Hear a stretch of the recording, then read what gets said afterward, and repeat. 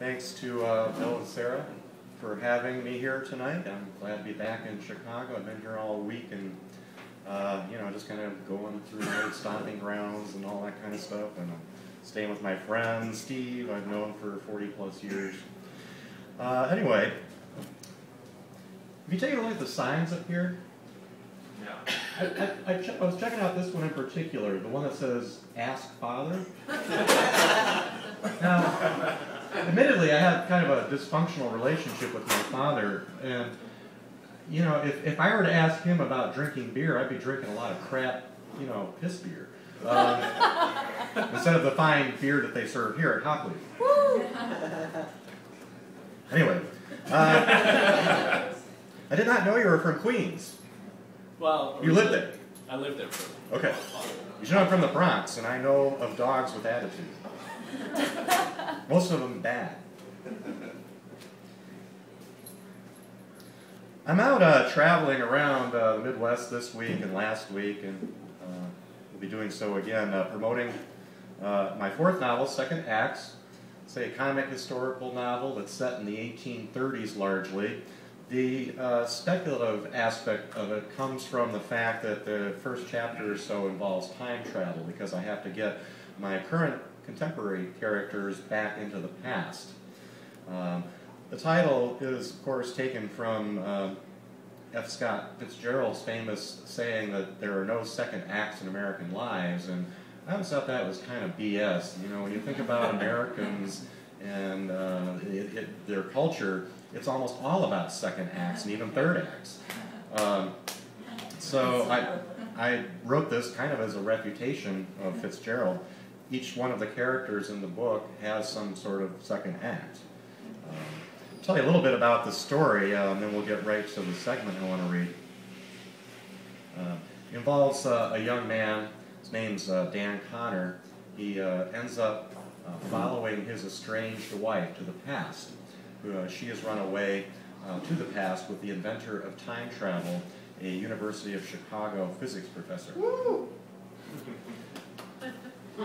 Don't be so thrilled. This guy is like a total loser in the 19th century. Brilliant in the 21st, but a loser in the 19th.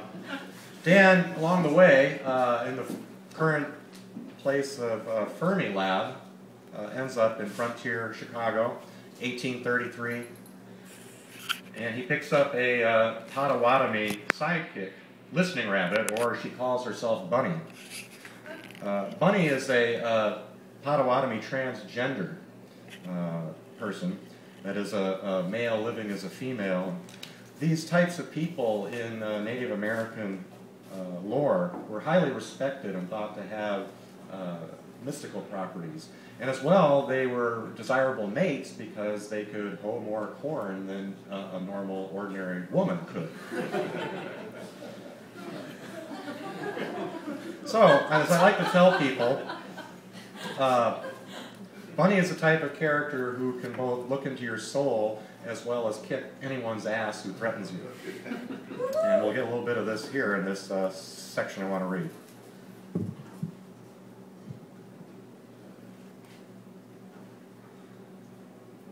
A knavish pair foolishly set upon Bunny and me one evening outside of Francis Tavern, an historical landmark where George Washington himself had supped, after we had stepped inside to wet our whistles. We probably looked like easy prey, a tipsy gentleman slipping and sliding in the snow while escorting his drunken lady friend. "Your money or your lives," growled the first assailant, who, in filthy shirt sleeves, evidently needed my money to purchase a winter coat. He had perhaps the worst complexion I had ever seen, mountainous pimples and whiteheads and blackheads on top of smallpox pits. "You best obey if you want to live," seconded the other as he displayed a knife.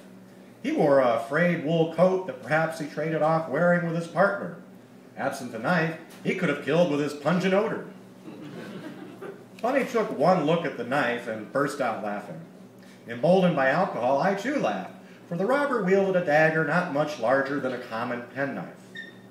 With all the belligerence he could muster, he waved it threateningly in front of our faces, his awful smell wafting behind the figure eights he drew in the air. "You'll find this funny, all right," he said upon lunging at my midsection. The other robber stood by, roguishly smiling and savoring how his partner was about to teach us a lesson in response to our insolence. Before I could react and dodge the blow,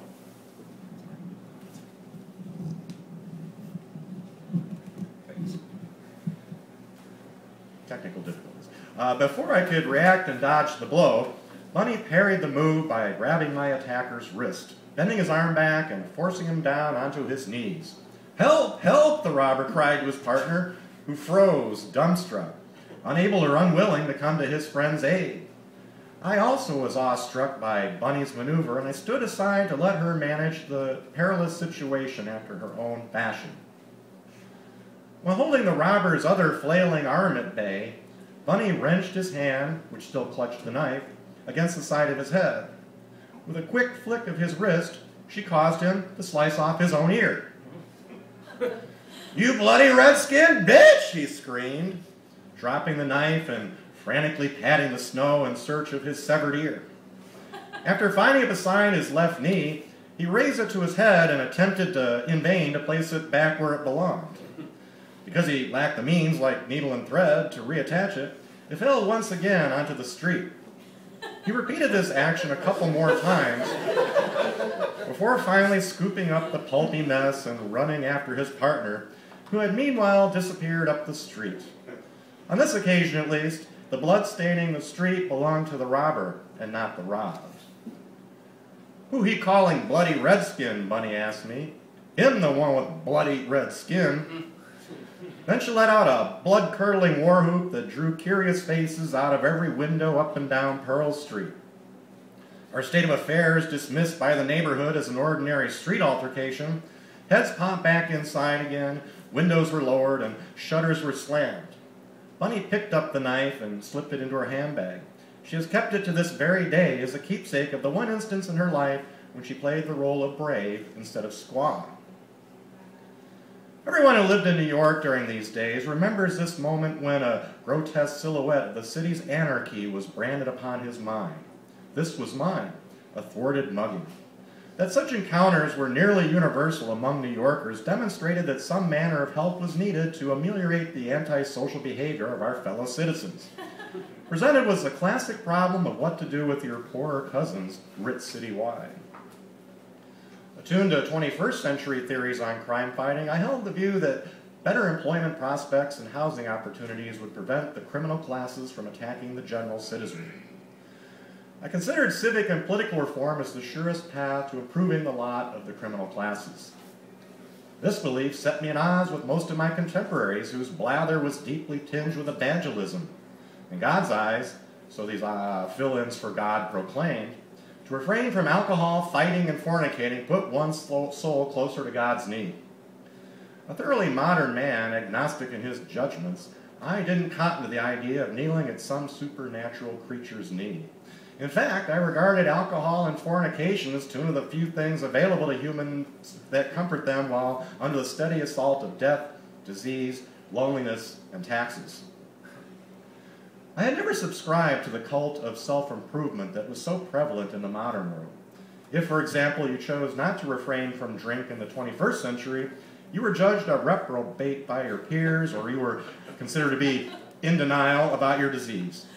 You were socially ostracized until you completed a 12-step program of prayer, confession, meetings, and apologies to those you had injured.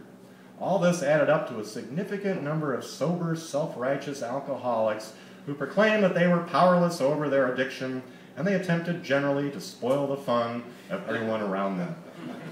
Thanks, everyone.